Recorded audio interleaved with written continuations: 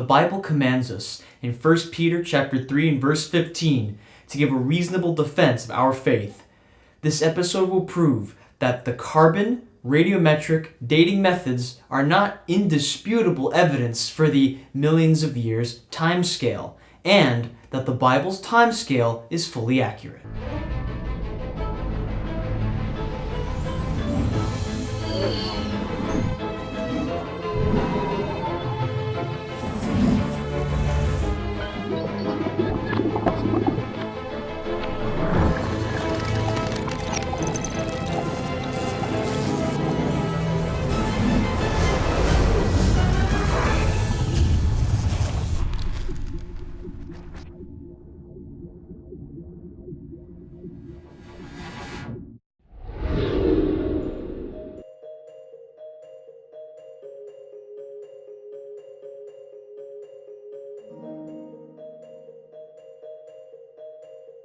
An atom is the basic unit of matter that has all of the chemical properties of a particular substance or element. Atoms have a nucleus, which is composed of positively charged protons and neutrons, which lack an electrical charge. Atoms have electrons, or negatively charged subatomic particles that orbit the nucleus in specific energy levels called shells.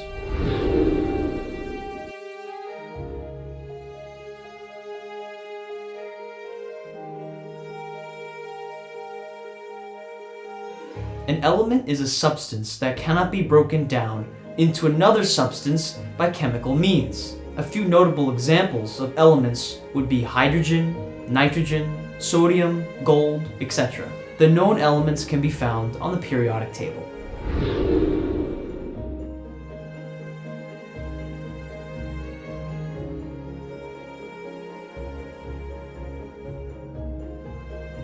Carbon is the sixth element on the periodic table.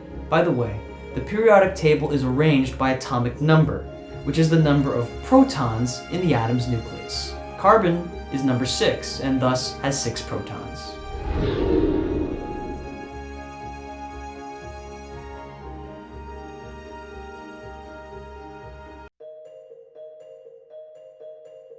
Carbon-14 is a type of carbon that has atoms that are 14 times as heavy as hydrogen atoms. Hence, it is called carbon-14.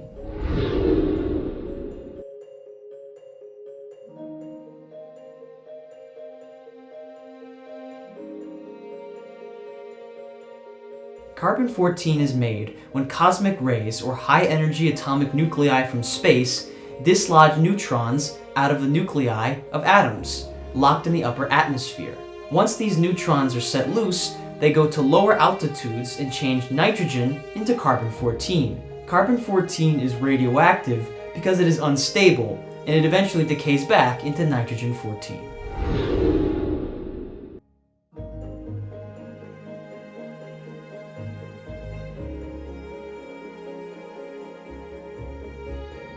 When an organism like a plant or animal dies, the carbon-14 atoms are no longer being replaced in that organism's body. In turn, the amount of carbon-14 in an organism decreases.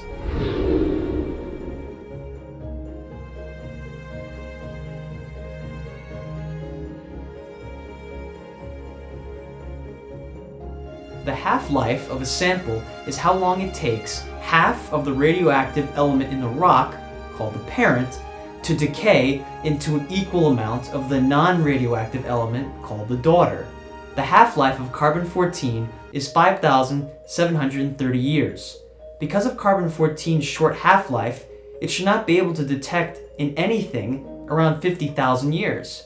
Thus, the presence of carbon-14 in a sample that's supposedly millions of years old actually is strong evidence that that sample is not millions of years old, as there should be no carbon-14 left in the sample.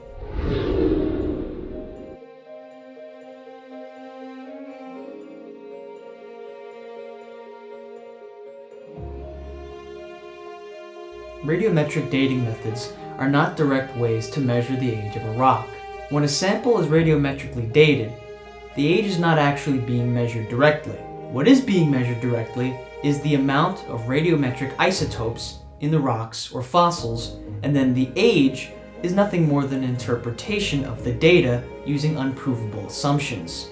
And so again, radiometric dating does not directly measure the age of a rock or fossil, because isotope concentrations are not dates.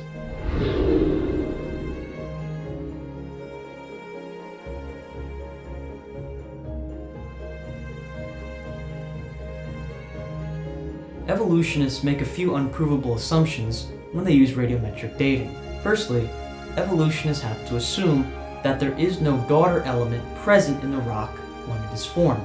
Another assumption is that the rate at which the parent element transforms into the daughter element has been constant over time. Finally, one must assume that the rock has remained a closed system from the time of its formation, or that no parent element or daughter element has been either added to or removed from the rock during its history by any number of potential physical or chemical processes. For radiometric dating to be valid, all of these assumptions must be true.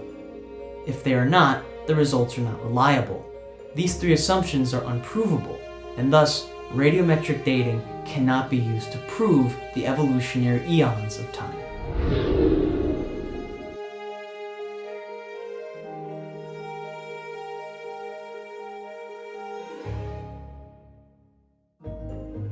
There are many instances of radiometric dating methods giving conflicting dates. Here are two examples. Using the carbon-14 dating method, fossil wood from a quarry near Banbury, England, which is 80 miles in the northwestern direction from London, gave an estimated date of about 20.7 to 28.8 thousand years. Yet, the limestone fossil wood that it was found in was registered as being 183 million years old, because the evolutionists believe it to belong to the Jurassic Age. Another example are the rock samples from a lava dome within the Mount St. Helens crater that were dated utilizing the potassium-argon radiometric dating methods. The whole rock samples registered as being 350,000 years old.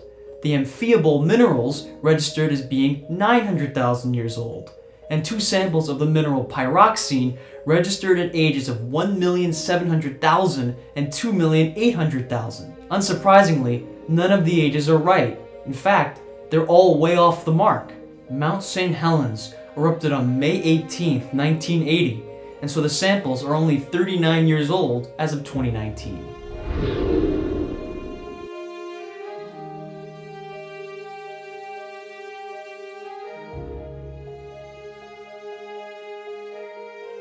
Yes, there are many lines of evidence that point to the fact that the Earth is young. However, before we go through them, it must be noted that all age calculations use assumptions, including the ones that point to young ages. The fact that there are a variety of different dating methods that can be used as evidence for a young Earth, even while using evolutionary uniformitarian assumptions, constitutes a powerful testimony that points away from the evolutionary eons.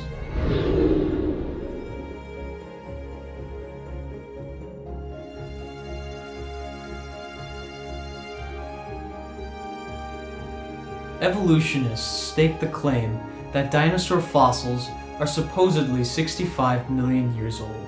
This claim is baseless in light of the fact that dinosaur blood cells, blood vessels, proteins, such as hemoglobin, osteocalcin, collagen, and histones, and even dinosaur DNA has been discovered in dinosaur fossils. Such soft tissue could not even last for more than a few thousand years, let alone 65 million. Thus, dinosaurs could not have even lived 65 million years ago.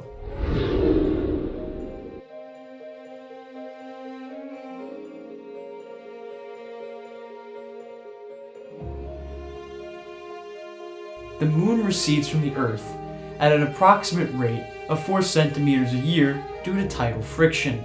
Evolutionists claim that the moon is 4.5 billion years old, and yet the moon and the Earth would have collided at 1.4 billion years if you wind the recession back.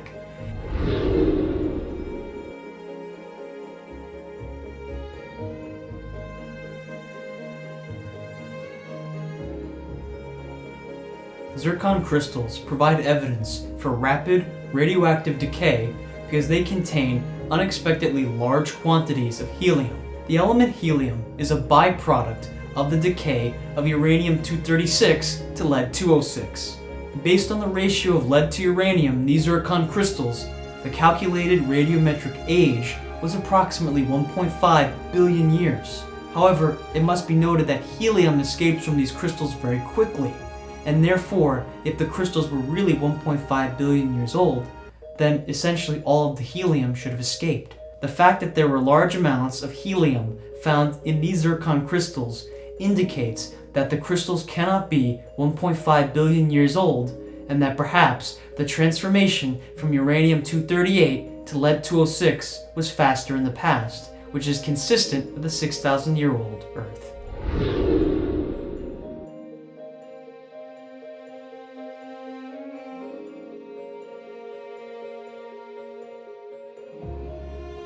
It would take less than a 0.5 growth rate over a 4,500-year period to go from the 3 sons of Noah and their wives to today's population. However, if humanity is actually 200,000 years old, there should be many more remains, artifacts, and traces of all the humans that have inhabited the planet.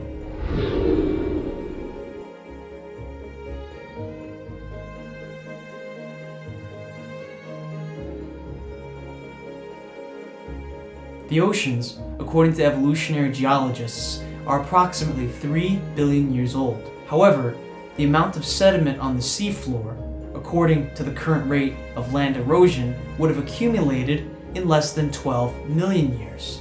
And this is not the actual age, but the maximum age. The actual age is much younger, because the Genesis flood would have added more sediment to the sea. I pray that you enjoyed this episode of Genesis Under a Microscope, and that you will subscribe to Christ Jesus Ministries YouTube channel. For more faith-building content, continue to watch the rest of the episodes in this series. Also visit the description, where you will find a study guide on this video's topic. Take note of the fact that there is evidence for a young Earth, and remember, the truth saves.